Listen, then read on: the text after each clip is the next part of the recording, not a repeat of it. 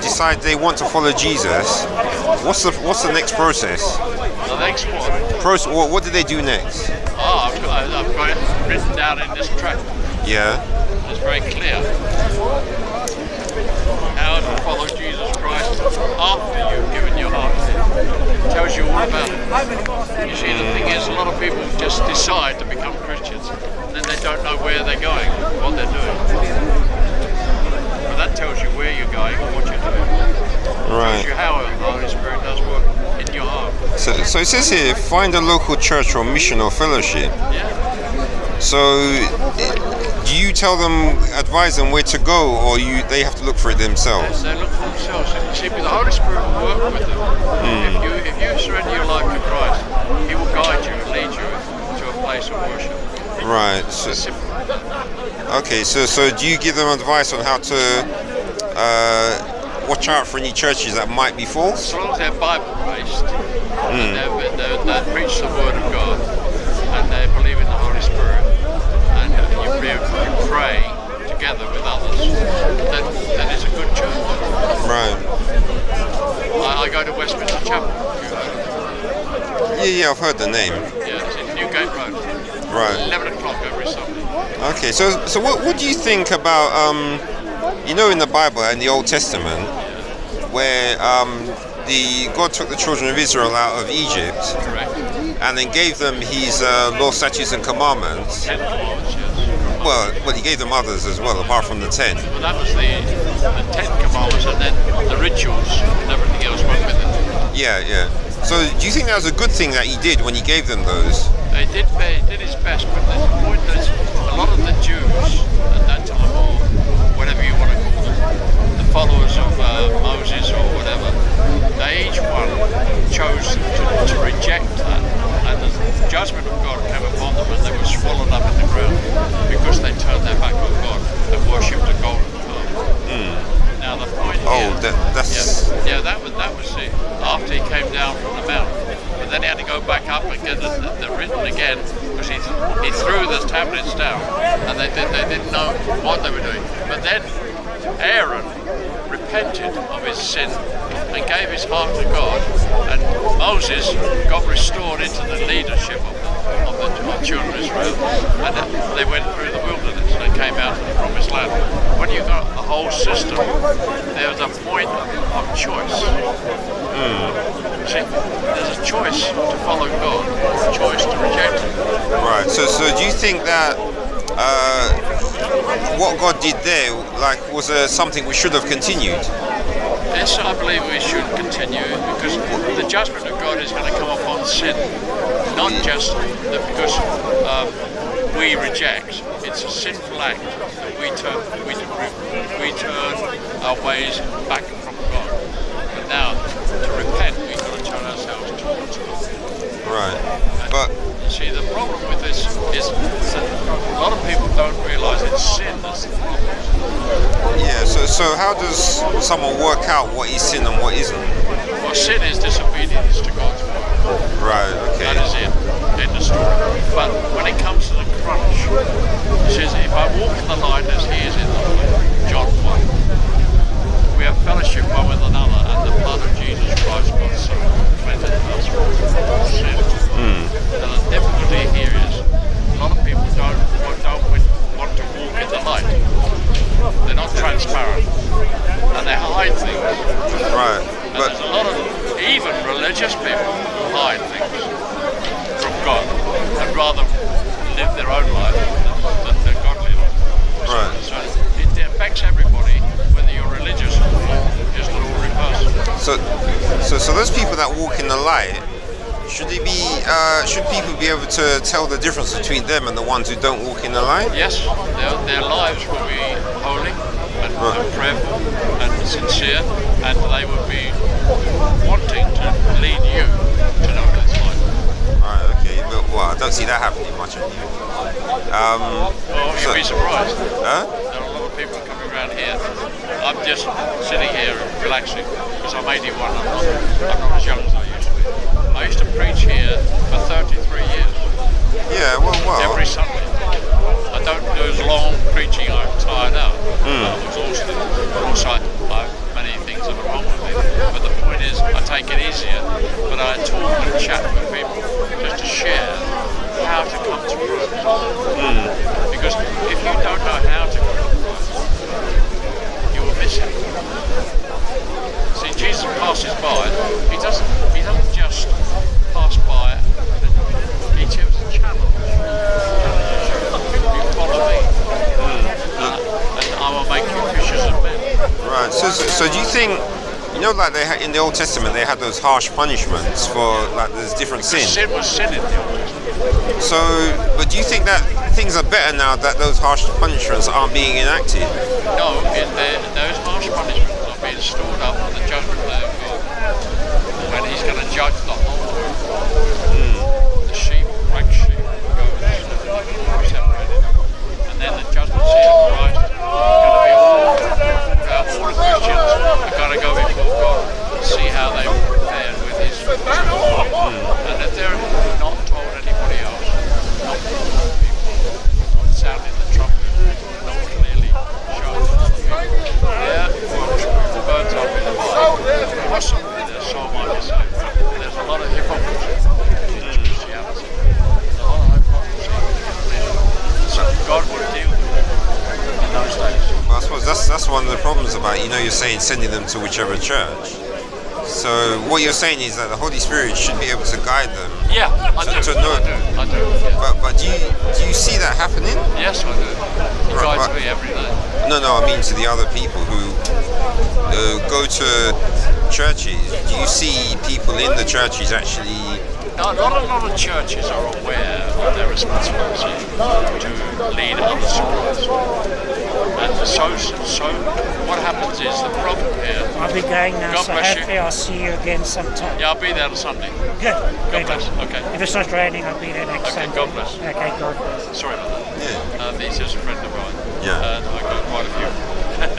But the responsibility of the church is important. Not all churches are pastors that tell them to go and reach the lost. Yeah, but you know why that is though? Well, because they're more interested in finances, Yeah. more interested in making their church work and making success. And their ideals and purposes are one level there, one level there. The highest level is to win souls for Christ. Right. So do you think that the current church system that we've got, do you feel that this is what God wanted, or was He after something different? No, you see, the problem here is revival is needed in the church. And it's needed in a very strong manner. Revival means to wake up people when they're asleep. And there's a hymn or a message by Charles Haddon Spurgeon on YouTube. And it says, "Awake, awake," by Charles Haddon Spurgeon. And if you follow that through that sermon on YouTube, you will find there a real good sermon on how to be responsible as a Christian. No, not all Christians are responsible. Yeah, but you remember? I don't know if you. There's something that God said to the children of Israel, where He gave them sort of like the plan of how He was going to bring salvation to the world. Yeah. I don't know if you remember it it's in Deuteronomy 6. No, Deuteronomy 4. I don't know if you remember what it says. I might remember it. I've been through the Bible so many times. Yeah, but I suppose it's just because I read it. Well, I read it a few times. See, the responsibility of the is with the individual, Yeah, because not just the church. because I'm just going to read you. This is from Deuteronomy 4 and 5. It says, "Behold, I have taught you statutes and judgments, even as the Lord my God commanded me, that you should do so in the land whither thou go to possess it. Keep therefore and do them, for this is your wisdom and your understanding in the sight of the nations, which shall hear all these statutes and say, Surely this great nation is a wise and understanding people. For what nation is there so great, who hath God so nigh unto them, as the Lord our God is in all things, that we call upon Him for? And what nation is there so great, that hath statutes and judgments so righteous as all this law, which I set before thee this day?" It's about choosing. Yeah, but don't you think that what he was describing to them was like a really good plan? I understand what you're saying, but you see, don't forget, a plan is always unfolded through a whole period of history and through a whole period of time. Yeah. So the unfolding of salvation happened through the Bible, right away, Genesis through Revelation. Yeah. But the unfolding of it happened at the coming of Christ, and then he became the Saviour of the world. And then, see, a lady said to me last week, and she said, how could God be in the belly of Mary? Oh, sounds like a Muslim. Yeah, no, it's a, Or atheist. no, Okay. a seeker. Anyway, I said, well, Jesus said these words, before Abraham was, I am. Then I said, Lord, he said, these are the words, glorify thou me with the glory which I have with you before the world was. So that proved that God can be in the body of a mother being born. And then in the Old Testament, Isaiah verse 9 6, it says, unto us a son is given, unto a child is born, and his name shall be called Wonderful Counselor, Mighty God, Prince of Peace, and Everlasting Father. All these are the names of Jesus. Yeah. So basically, when it comes to it, the Old Testament was revealing Jesus right the way through, Genesis to Revelation, showing you the fulfillment of God's mercy and promise to the world. Right, but if it was all about Jesus, then why would God have allowed the Romans to then come in and take over Israel and then eventually destroy Jerusalem? You see, the thing is that you asked that, but you just want to answer another question, which is very just similar, and that is Ishmael. Yeah. Was the son of Hagar, who was Abraham's servant. Yeah. And basically, you've got this conflict going on between the heir of the promise, which is Isaac, and then Ishmael. Now Ishmael is fulfilling all the things that God is using to bring about his purposes. Yeah. In the New Testament and the Old Testament. Right the way through. Even what's happening today in Islam, what's happening with immigration, everything is in the perfect plan of God. Do you know thousands of Muslims are becoming Christians? Yeah, but they're just going to Sunday churches. No. Listen, if you look up Google, you want to look it up sometimes and ask Muslims come to Christ, right? You'll get a long list of thousands of Muslims at this moment whose stories beyond your even mind control and would tell you of thousands of people coming to Christ. Yeah. Because of what's happening today in the immigration situation. And all this upside downness of everything is in the plan of God. Yeah. Because the end times. Now I've got books at home that tell you in 1852 by Paganini, the Church of England, amazing guy, prophetically telling that in 1990 there would be at least 90 mosques in London. Well, you probably were. There is prophetic. It's written in black and white. Yeah, no, but you could probably guess that, considering... No, it wasn't a guess. It was a practical understanding of things as they were going to happen. You see, and so if you start looking into prophetic utterances, you'll find a lot of these things fulfilled in Christ. Yeah, but like I was saying before about the plan that God had for Israel. Yeah. So, do you think that was a really good plan? The one about having them be in the land and the people saying how wondrous the Lord such His commandments were, and that's what we're convinced. Which you see, whilst it was a good plan and whilst it's a purpose, that's only part of it. Yeah. So do you think you fulfill it all the way through and study the whole scripture right through? It says there a phrase in Psalms, "Thy word have I hid in my heart, that I might not sin against you." Now, that means memorising the scripture and putting it in your heart and obeying the scripture. Now, that is the principle of that. See? Yeah, so that's right. So do you think that because that plan, the one about the law, statutes, and commandments, failed, now God's main plan is to have all these different denominations with all these church pastors and doing their preaching and whatever? Do you think that's actually his plan? Not in this sense. In this sense, we step in and take over and make denominations. Yeah. That form of intellectual reasoning is a danger that the Holy Spirit cannot work through that organisation because they control it. See, God can't be controlled by any man, and the Holy Spirit can't be controlled by other groups, organisations. So various things like the Catholic Church, the Church of England, and the other churches, the Protestant churches and the Catholic churches and all the rest of it, and all the divisions. Martin Luther, which broke open all the truth in that time, and it came about the Reformation. You've got each one of those had their own thought about what was right, what was wrong, what was correct, what was wrong, and there were so many different beliefs that they had to come to a conclusion. So when he got his creed and he nailed it to the door, they were going to kill him. But the point was God's protection. He got that, but you see, at Caxton, he actually went to the flames and was burnt at the stake. Well, there's a few of them got burnt actually. See, all those happened, and they're martyrs, but there were some martyrs which are not real.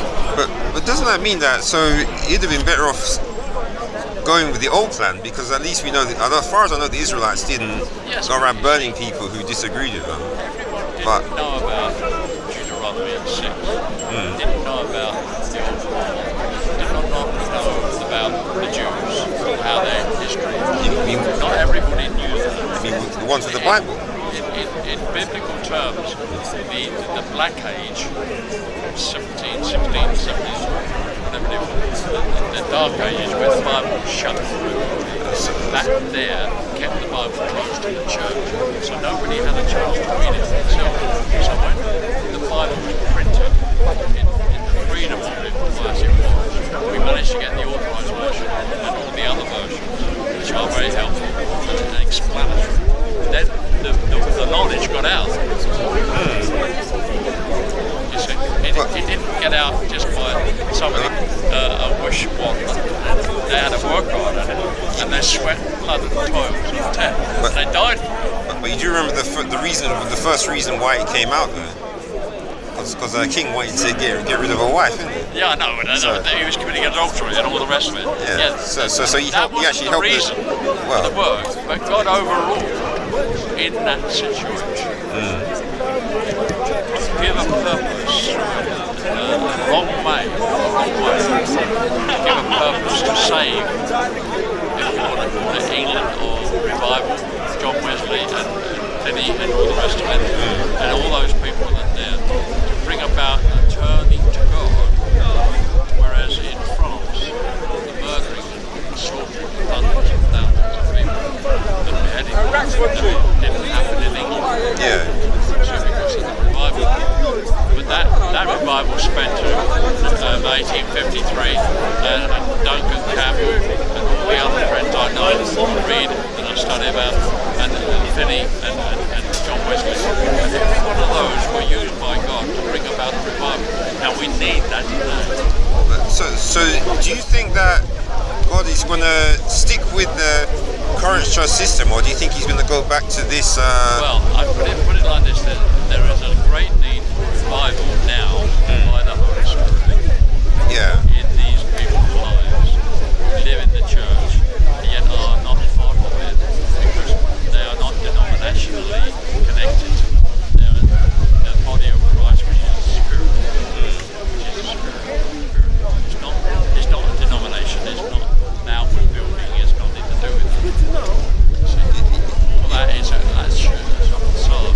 That has nothing to do with the real body of Christ, the bride of Christ. Right, but so you think that there is something God's going to do in like the coming years to like bypass the current church system to get things back on track? Well, I'll tell you something interesting. Noah spent 7 days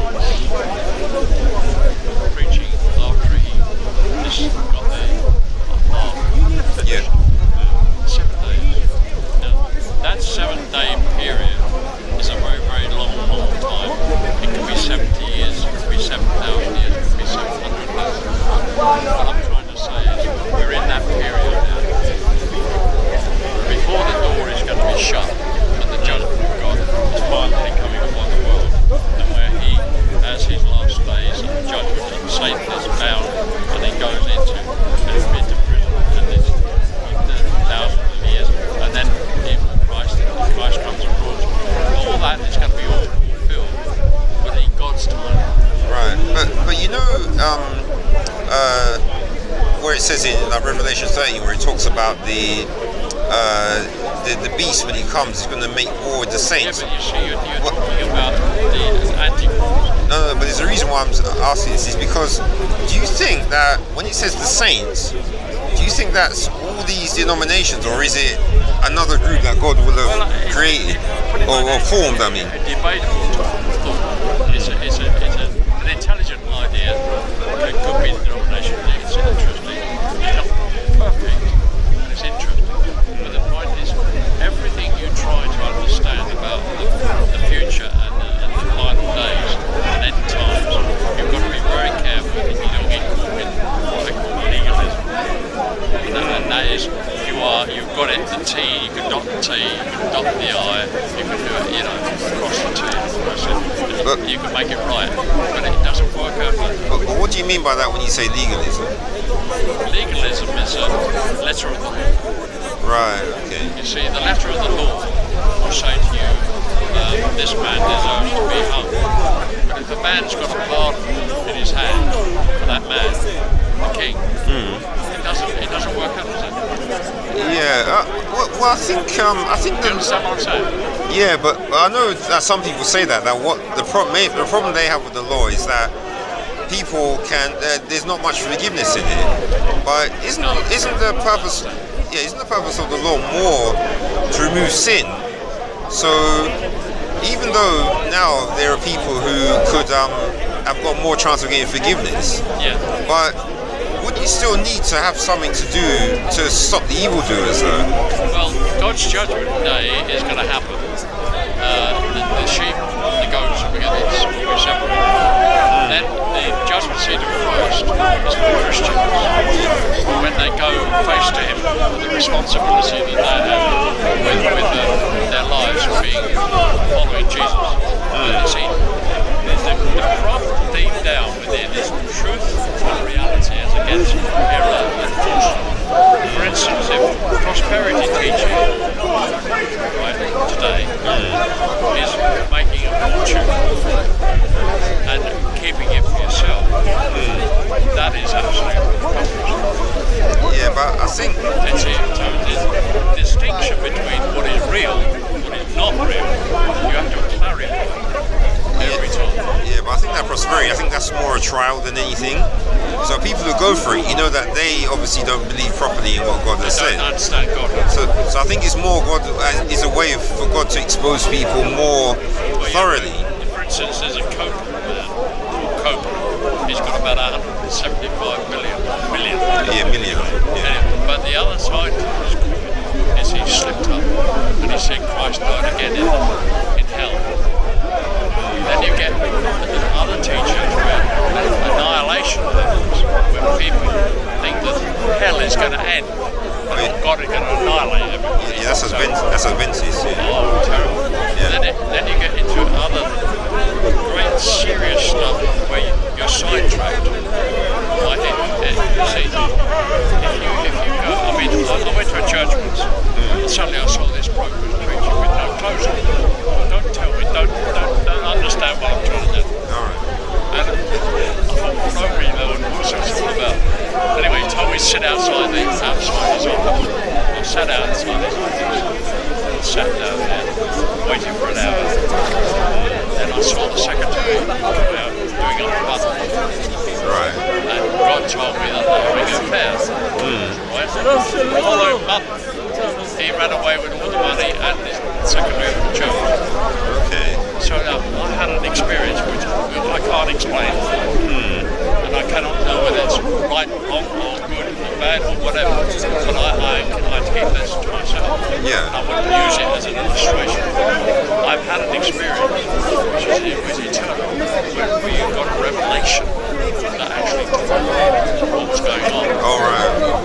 Yeah. Now, I've had that many times because I have a lot of wisdom on certain aspects of people's lives. But it comes from experience, it comes from knowledge. For instance, I went around with an evangelist guy for about 3 years until one day I realised that God was telling me something. I thought, well, show me. And I came home early with his car I borrowed and knocked on the door. I looked through the door, there he was sleeping on top of some woman. Right. And I didn't know what to do because I brought the car back. So I eventually knocked on the door, eventually had to stay there the night because my car wasn't fixed. And it was a very embarrassing situation. He went upstairs to bed with the girl, and I sleep downstairs. But anyway, and he came to me in the morning. He said, what do you do when you get on your knees before God? So I confessed my sin, return to God and repent, and don't do it again. I thought, well, that's the only way, being honest. I had to be true. I didn't tell him he was wrong. I didn't tell him he was right. I didn't even tell him what I saw. But the point was, I learned not to trust him. Not to trust. Not to trust that man again. Yeah. And also, he tried to cast out demons out of me, and he couldn't get anything out of me because I've been forgiven at the cross. Wait, he didn't have any music playing, did he? I don't know. Because some people need to have music playing before they can. Doesn't matter.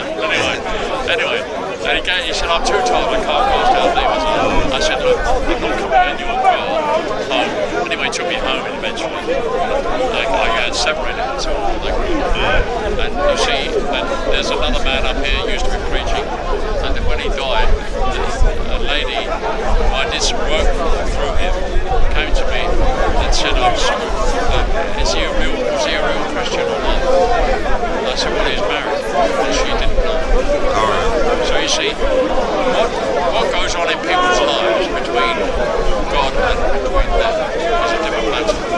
But holiness is vitally important in Christian life. I'm not saying I'm perfect. I'm married to one woman and married to a family, and I've got 5 children, many grandchildren, many great-grandchildren. So my wife and I, we get on very well. Anyway, but the point is, I wouldn't dare commit adultery. Yeah, no, but it's a similar thing with me when I was young, and because like when I was going to school, and I used to see like the other guys, you know how sometimes I'd hear that they'd go to the club, etc., and sometimes you hear stories of what they did as well. Yeah, I know. Yeah. But the interesting thing is that the thing that stopped me, and I remember what stopped me in my tracks when I was young, is simply that I read in the Old Testament about the punishment for. You're a seeker. No, this is when I was a child. Well, I read in there about the punishment for adultery and the fact they were talking against fornication so much. So that's actually what convinced me not to be like them and to be like a womanizer, etc. And this is the. Sorry, Yeah. something got stiff. Yeah. It's all right. Yeah, no. So I'm saying this is the thing about it, is that it seems it's only certain people who can be convinced like that. Because I'm actually. There's another one, another cult now, and it's called this spiritual wives. And they're still married. They go off with someone else for a short while and come back. Oh, that's from Islam. Yeah. That's Another one. But this is not. This is amongst Christians. All right. Because in the Muslims, when they went out to war, and they were away from their wives for a long time. They went with other women. Yeah. So the other thing about when I led some Muslims to the Lord here, and they told me the lifestyle of what Muslims are. yeah. They were give their key to whichever woman they wanted to go to sleep with, and then half a dozen or a dozen or more, and that would be their lifestyle. While we Muslims, and he told me this is what I was doing. Right, but did you say were those unbelieving women or Muslim? But actually, they should have got they should have got 100 lashes for that. Actually, No, according to other countries, yes. Yeah. According to different Arabic countries, Iran and all the rest of it. Yes, Yeah. I understand that. Yeah. But the deepest thing about this, he was now a believer, and he came to Lord. How did he stop it? How did he get it reversed? So I said, change the door. That stops it. And also, he wanted to get rid of all his artifacts and his Islamic material. So he gradually got rid of that. And then now, his two brother-in-laws tried to kill him. All right, yeah, I know. That's what they. Apostasy. Yeah, apostasy. And I got him away to another country to help him out and get him free. And he's come back again dressed like an American, so that he won't get caught up with the family again. So they tried to kill him here. Yeah. Okay, they're a bit brave, aren't they? Yeah. But was it in London or up north somewhere? Just around here. All right, it's a surprise. Yeah. All right. He's gone to Bible college. He Yeah. comes from Yemen. And the amazing thing is, his cousin is the leader of Yemen. Okay. And I shouldn't really tell you too much. Well, no. But he is, at the moment, going back to his country Right. to tell his cousin about Jesus. Yeah, but do you think he's going to survive though? Well, whatever happens, it's going to happen. Yeah. He's a man of God. Yeah, and that's another thing you have to be careful with the Muslims. Because I was thinking about this, that you know how when you listen to them talk, one thing you hear a lot of them say is that they'll say that Islam is a religion of peace. But I've been doing a lot of reading, and if they might say that now, but I could imagine that if there was an imam, because have you ever heard of? They've got these these two imams which collected the history of Muhammad. And one's called Imam Muslim, and the other one's Imam al-Bukhari. Jay Jay Smith. Yeah, I know. yeah. He mentioned Because if you ever, I've read some of Imam al-Bukhari's comments on things like jihad, and as far as I can see, if he was alive now and saw these guys say Islam is a religion of peace, I think he would actually have them beheaded for that. I know, but even Jay Smith would be killed. Yeah. So would I. But I'm saying Imam al-Bukhari, I think if he knew what the Muslims were doing, he'd actually be against the Muslims for trying to. Because there is a lot of, you see, the Shia and Sunnis, they're all against each other, and they have the differences of opinion. And also, some of the things you've got to realise is that they say there's only one Quran, but there's many. And some of them have even got infiltration of armies that come against other armies to kill the general. Kill the infantry. And this is warfare. And this is what's in Iran and the Middle East now. And of course the Saudis. Really it's steeped in it. They've got the Quran is more like a warfare affair. It's not a book. It's pictures of engines and cars and tanks. It's all evasive. The real responsibility of humanity. Well, anyway, what happened when you read it is that the reason, a lot of the reason the Quran was revealed is was to encourage the fighters, so that Muhammad could keep people in line and keep on fighting. He wasn't recognised until 180 AD 180. See, Muhammad. Well, he wasn't recognised as a leader. Well, no. Yeah, no, but he had people who would fight for him, so he was a... That was a different thing. Yeah. But the leader of Islam wasn't until he became and he didn't actually write the Quran. No, he scribed. He had some scribes who wrote it. Yeah. So basically, a lot of the visions and everything else was not necessarily correctly in order, and the names were jumbled up. So basically, some of the Quran is not A to Z. Oh no, it's still jumbled up though. And there's bits, it's bits all over the place. So it's never been put in order. No. Some of the good men are bad men, and bad men are good men. And if you compare it with the Bible, you can find out which ones are which. Yeah, no, but what they say here is that the Bible's corrupt, so it's whatever the Quran says is they the get truth. away with it like that. Yeah. But the Bible is one thing about the Bible is it's A to Z. It's A to Z. Yeah. You see, What? but not in terms of ABC years. Well, apart from Nehemiah, Esther, and Ezra, isn't it? Because they should be after kings, isn't it? Yeah, I know. So that's the only. Little bits of different background to them. Yeah. But I've been a Christian since I was 11 years old. Right. I'm 81 now. You're doing well. But I don't necessarily know all about what I'm talking about. I know a fair bit to know. Yeah. I wrote a book for somebody else. You won't believe this. The history of the church. This giant like he took it, tried to print it on his name. Somebody else stole it. Now it's printed in somebody else's name. Right. And it's all my work. But You're gonna laugh about that. what year did you start though? When in the history? Oh, way back. Yeah, but he did go before Martin Luther though. Oh, way back. Yeah. Way back to the early Jews. Right. Because you have to understand the church and the body of Christ. And all the bits and pieces have to fit together like a jigsaw. Yeah.